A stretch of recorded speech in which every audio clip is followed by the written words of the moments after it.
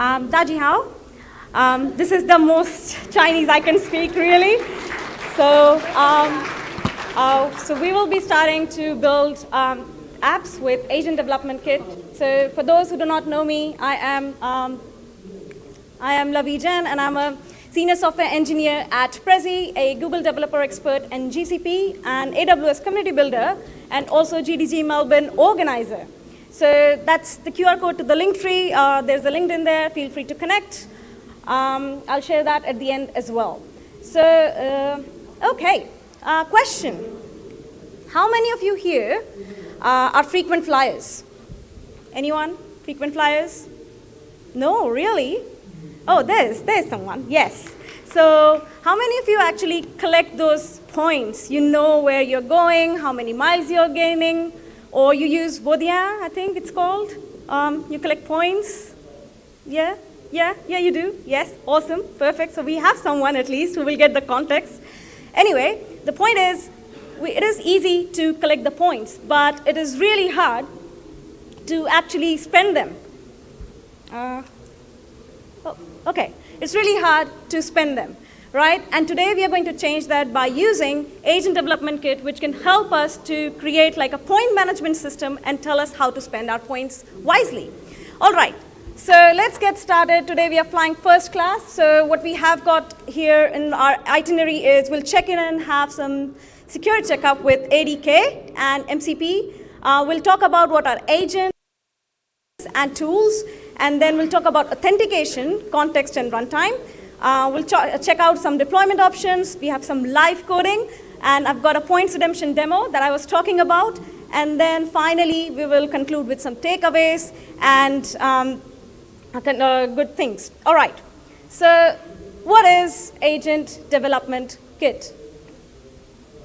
I'm sure you must have been hearing about it. So Agent Development Kit is an open source framework to build AI agents. But what is an AI agent? And obviously an AI agent is a system that can perceive context, make decisions, and most importantly, it can take actions autonomously to achieve and goal. Coming back to Agent Development Kit, what is, I know that we talk about ADK in terms of Google and Google's space, workspace, and I mean those things, but it is actually model agnostic, deployment agnostic, and it is built for compatibility with other frameworks. And when I talk about other frameworks, let's actually do a quick recap on what is Model Context Protocol. So I'm sure you already know that if you want to connect your AI applications to a data source or tools, or it is actually a protocol. It follows a client-server architecture defining how your data, your tools, your prompts, these can be exposed by an MCP server, and then how it could actually be consumed by an MCP client, which could be your LLM host application or any AI agent. All right? So it is actually not a replacement of ADK, but instead it actually complements it. In terms of the airline or flying analogy, you can say if your ADK is the airport terminal with gates, lounges, and facilities to handle passengers, MCP is actually the air traffic control protocols that ensure that your flights can safely connect to other airports and other airspaces. Together, ADK runs the operations and MCP ensures interoperability. Now, let's quickly discuss about some key features of ADK. The first one being flexible orchestration. Now, ADK lets you connect to multiple agents and tools coordinating complex workflows effortlessly. It handles when to delegate, when to collaborate, and then keep everything in sync. Now, you can create a multi-agent architecture. That means you can build modular and scalable applications with multiple specialized agents also working in a hierarchy. Now, ADK comes with a very rich tool ecosystem. That means you can use specialized tools to equip your agent, do cool stuff. For example, you can add Google search, you can execute code, or you can write your own functions and make it much more usable for your own context, for your own things. Deployment ready. Now, obviously, as I mentioned, it is deployment agnostic. That means you can actually package it up and you can run it as a container on any platforms. Really, that's all you need. Then you can build safety and security patterns as well in your agents. And finally, my personal favorite is the development interface. ADK offers a very good interface where you can actually you can see how your agent is actually thinking, how it is actually processing. And you can easily debug, monitor, and continuously improve your agents. All right, so what are the different types of agents in ADK? The first one being LLM-based, workflow agents, and custom logic.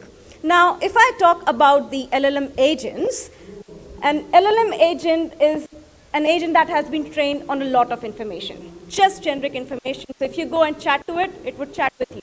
It is like a travel advisor. You go to it and say, hey, I want to travel. Can you tell me where can I go? And then it will be able to advise you where to go. But when it comes to booking the flights, that's when you need something more.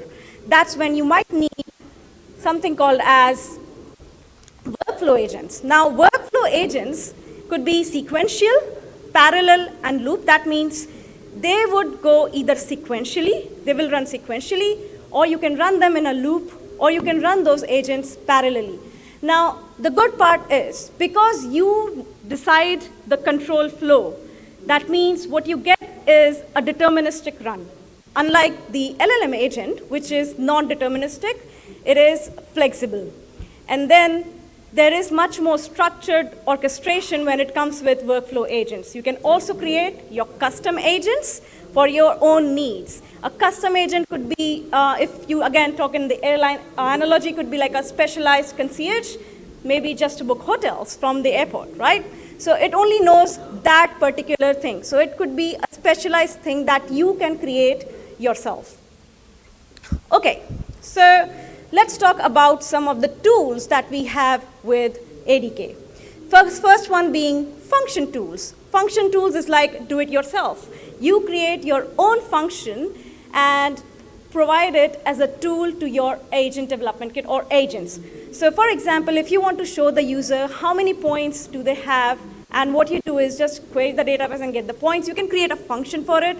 And anytime you ask that agent, hey, what are the points balance? What is the points balance I have? That's when it will call that tool and give you that information. You can even have agents as tools. So if you have any agents that can do really cool stuff or special stuff, you can use it as a specialized tool for other agent. You use it when you want to use multiple, I have seen the main usage of it when you want to use it with multiple built-in tools. Now talking about the built-in tools, ADK comes with so many built-in tools such as Google search, code execution, creating images, etc., etc. You should definitely check it out. And then there are long-running tools for your asynchronous tasks or any time-sensitive activities. Next up, we have third-party tools. Now, obviously, it is a big and growing ecosystem, and every time you go to their page, you'll have another new third-party tool there. So some of the popular ones are the GitHub, Notion, LangChain, and Crew AI. And GCP tools, it makes sense. It's a Google product. It should be able to connect and help you with GCP. Then there are MCP tools for your external systems to get that standardized access. And then, again, my personal favorite is the Open API tools. It is so powerful. You just provide it an API spec with all the endpoints that you have, and it will create that many functions out of it. So it will create functions out of your API specs, and those functions can literally call those API endpoints, and you literally have to do nothing just to integrate with it. Now, I am so much talking about all these tools, but it is missing one very key thing. Anyone here? Anyone would like to guess what am I missing with these tools? Anyone? Give it a try. Don't be shy. Well, okay, it's actually authentication. Now, you would be creating so many tools, right? You'd be using so many tools, so many APIs, so many other things. But some of these actually need authentication. You need to be able to authenticate to be able to use those APIs. Now let's look at this example workflow. So what is happening is we have an end user, agent client, ADK, LLM, a BigQuery tool, Google OAuth, and the BigQuery API. Now, to be able to use BigQuery API, we have got the BigQuery tool, and the BigQuery tool and the BigQuery API needs to be authenticated to be used. So the user journey starts when the user enters a query, it goes to the ADK, and then ADK sends it to the model, where model decides, hang on, I don't know about this, but I think we have some tools that we can use, and it's the BigQuery tool. So let me actually go back and tell ADK to call the tool instead. It goes back to the tool, and then from the tool, from ADK, and ADK actually calls the tool. And then it's like, uh-oh, I do not have an authentication token, or my token has actually expired. So what should I do? I should request credentials. And then it goes back to the ADK, and ADK then actually runs a long-running function which basically requests credentials. And then you go into the whole Google OAuth workflow, where it redirects you to the auth URI. It asks you your credentials, so you basically go through that OAuth flow where you authorize Google or your application to use your Google credentials, and then it redirects back to a callback URI with the token, so that now this token can be used to call the BigQuery tool. So that's how authentication can take place with ADK. Now, what is ADK? Context and callbacks. Context, it means giving some background information. It makes your agents much more smarter and makes sure that every time you're querying your agent, it has some background information. It's not a fresh query each time you talk to it. So what is a session? A session is the current conversation thread. What is state? State is the information that is available in that current conversation. What is memory? Memory is something that is searchable across multiple sessions. What is tool context? Tool context is basically the context for a particular tool. And finally, the newer one, context caching.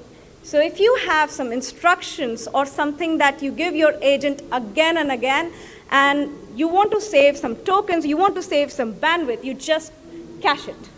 And then it could actually pick it from your cache. This is a new feature. I haven't tried it, but it looks very promising. I saw you can actually set up your, you can set up when you want to cache it. So you can actually manually control it. You don't want to cache for small things. You actually want to cache it for bigger things.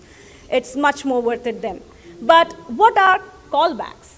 Your callbacks are basically your hooks that allow you to intercept calls. For example, there is a call before an agent is called, and after an agent is called. Similarly, before the model is called, after the model is called. And same with the tools. Consider it like if you are boarding an aircraft, it announces at every step, okay, check-in is open, group 1 is called, group 3 is called, boarding is now complete. And then it announces notifications for everything. That is what your callbacks are like. They are there to intercept every step, and they actually are super helpful because they get you the visibility of what is exactly happening at every step. You can actually add a debugging and logging there and make sure that you are getting the right output from each of these steps, and you can use it for better observability and even enforce any limits. So next one is ADK runtime. So what is a runner? A runner is an orchestrator. What is your execution logic? Execution logic is all about your agent, tools, callbacks, etc. What is the services? They are like your session service, memory service, and things like that. And what happens is an event is something that actually drives everything. So event is like the message that is passed between your runner and your execution logic, and then there is an event loop. And it all starts with an invocation. What is an invocation? When a user actually asks something, and then the model, and then your runner actually calls the execution logic or maybe uses a service and finally is able to give you a response. And that is what your invocation is. Okay, as I mentioned, ADK is actually deployment agnostic. So with the power of containerization, you can run your agent anywhere. Package it once and run it anywhere. You can run it on Vertex AI engine, Cloud Run, GKE, which is your Kubernetes engine, or on any other cloud provider like AWS. All right, so I think I have been chatting enough, and it's time that we start looking at our live demo. So what we are going to do is, in the interest of time, yes, in the interest of time, we are only going to see the first one, where we are going to do live demo. Now what I have done is, I've just recorded it because there's such bad internet. So I've recorded myself doing the live demo, and I'm going to walk through it. Hopefully, me speaking and this video playing makes sense. What we are going to do is we are going to create an itinerary agent, which is a perfect, which helps us create a perfect itinerary using Google Search tool. Okay, now, if you look at the documentation, you would find it is super easy to create these agents. Is this video clear? Okay. So what we do is we run the command ADK create and the name of the agent, and then it asks you which model you want to choose. We choose Gemini 2.5 Flash. It asks what do you want to use. Either you want to use Google API key or the Vertex AI. Now if I use the API key, you would see the API key when I paste it. So I use Vertex AI and be smart. And then it asks me which project do I want to use.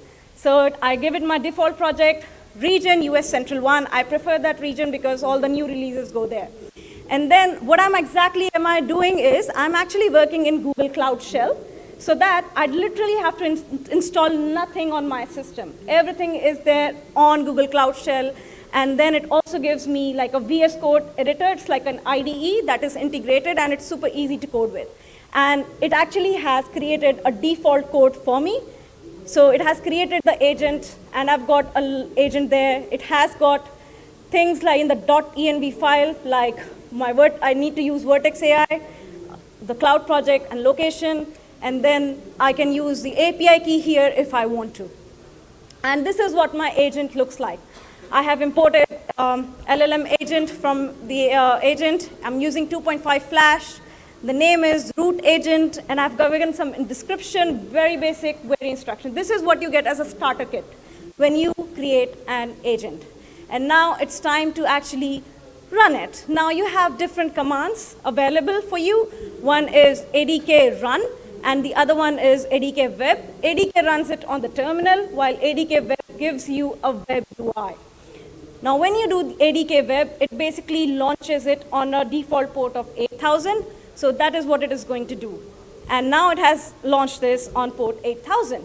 So what I will see is that dev UI that I was talking about, which is super easy and makes it so much comfortable to work with agents. So this is the dev UI where you actually choose the agent that you're going to work with. Mine is ADK Live. Okay, so I say hi, and it tells me, how can I help you? And then I'm going to ask it a very good question. Who is the president of US? Joe Biden. Even if you use Gemini 3 Pro preview, it's going to say Joe Biden. The reason being, these models have been trained on historical data. So what you do is you need to actually use Google search tool to give it the current context. And how we can do that? We can use the power of tools. So finally, the video is loaded so much better. Oh, gone again. Anyway, so what you do is you basically use built-in tool called Google Search, and then it would actually get some current information. So I imported it. I provided it as one of the tools to use. Unfortunately, it does not have hot reload, so I have to restart the server again.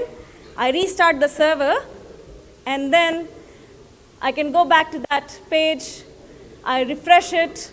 Obviously, it will not have that current session because the session died. So it created a new one. And then if I ask it the same question again, who is the president of US, this time it is going to use Google search tool. And it tells me it's Donald J. Trump. So if you look at it, if you click on that little icon, you would see this icon, you would see what exactly is going on. So my root agent has actually called a Google search tool. And this is what all it went through. This is wikipedia.org and things like that. It has got the information, it has got the sources, and it now knows where to consume the information from. So that is how easy it is to actually get started with ADK. You get the starter kit, you just import what is existing tools. Okay, let's go to the next one. Now I promise you that I will be creating an itinerary agent. So let me actually do that. So I have actually copied some stuff. So yeah, okay, I'm going back here. Okay, now this is some copied stuff that I've got. The only changes I've made there is, I have added some description. I want you to notice that I want to provide itineraries only in Australian cities. And then I have got some good instructions there. Now again, if I run it, and then if I want to plan an itinerary, and if I ask it questions, this time, because it's got description and instructions, it's actually going to reply me in a very different way.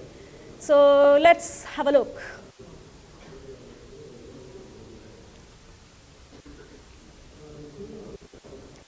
Now see what it gave you. It gave you much better things that it can do. So this is your power of instructions and descriptions. Now if I say, I want to go to Shanghai, it's going to tell me, no, you can't. No, well, not you can't, but it cannot help me, really. Because my instruction said only go in Australia. It can only help in Australia. So this is how you can actually use it to guardrail your agent, to make sure that your agent only helps you, or your user does not deviate your agent or misuse your agent. And then I ask it, okay, I want to go from Sydney to Melbourne, and then it's going to ask me when am I traveling, when I want to travel, how long do I want to go, what activities I'm interested in. And then I just tell it, okay, I want to go during New Year's from some 28 December to 3 January. And then it will think a bit, use its brain, and give me an itinerary and things that I can do, airlines I can take, accommodations that I can look for in Sydney, and activities I can do. And then it will ask me further questions. You can continue talking to it, and it would work. But, okay, so we saw how easy it is to talk to it. We also need to see how easy it is to deploy. You just deploy it on Cloud Run. You can deploy it with UI. That will give you that gray UI, so you are continuously interacting and improving. And then give it a service name and also the agent name. And then it would start making a containerized image for it. And if you notice, we did not create a Docker file. So it would do it for you. It will ask me for a region, and then it will start processing. Now, while it will do all that, we can wait, and it will give me the response. I'll go to the next slide. Okay, so that was live coding where we created like a simple agent. We got hands-on, and we saw how easy it is to create that. Now I'm going to show you a demo where I have got a multi-agent architecture. Now what this one does is, it tells me that how I can actually use and maximize my point spending, or how I can actually better use it. So I've got a launch pass agent that calls a launch pass tool. I've got a flight upgrade agent that can give me what all flight upgrade options are there, and gift card options agent that also allows me to see what all gift cards I can buy. So this is the 3 ways I can spend my points.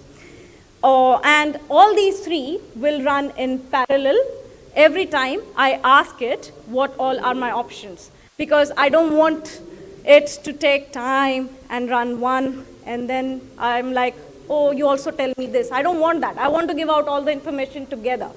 And then finally, I have a booking agent that tells me, that actually does the booking. Okay, so let's look at that demo.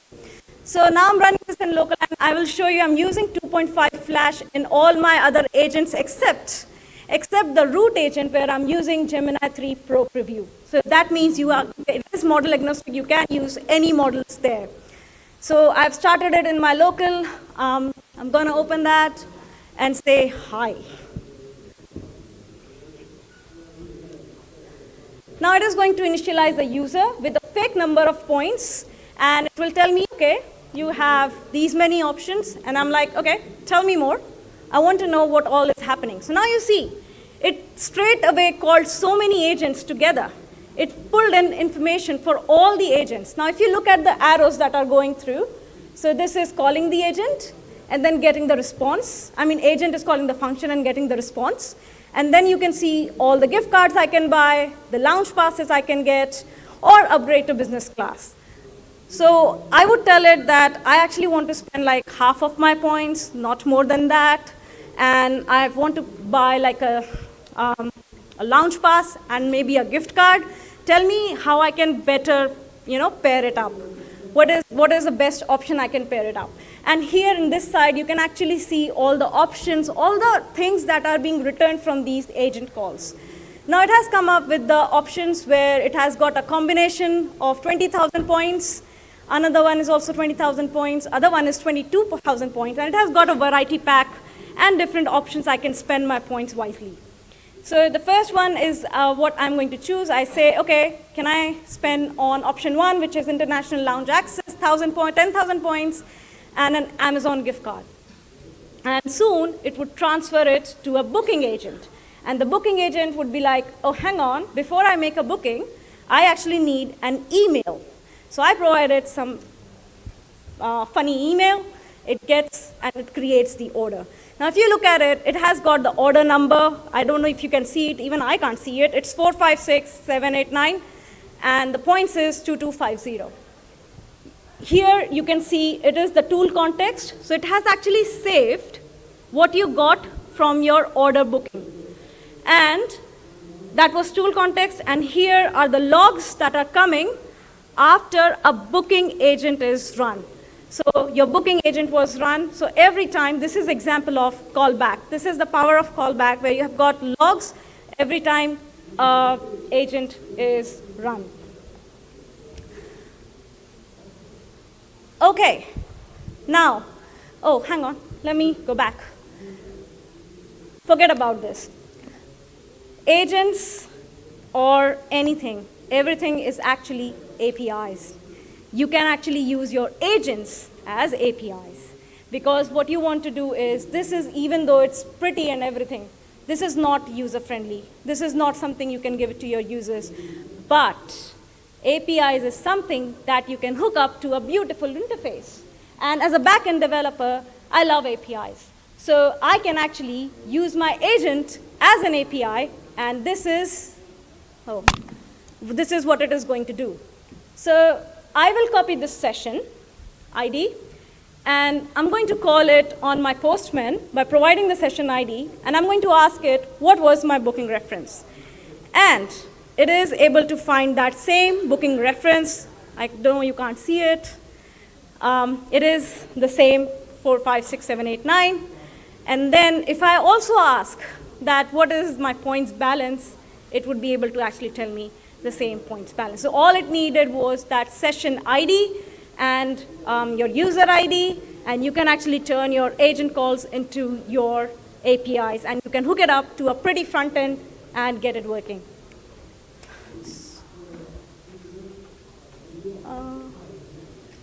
Okay, so I think we are towards the end of our presentation. So again, descriptions and instructions are the key.